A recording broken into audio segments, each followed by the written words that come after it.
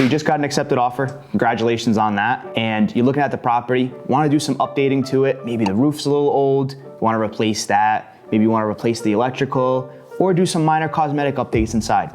We're always here to help and give you some options that'll also cover you for those renovations. With that, don't be afraid to tell us if you are doing renovations, especially if you have a 203K loan, which is a renovation loan that a lot of mortgage lenders that we work with specialize in. Any property that's going under renovations, just let us know the timeline and what's gonna be done, if you're gonna be doing the work or if you hired a professional to do it.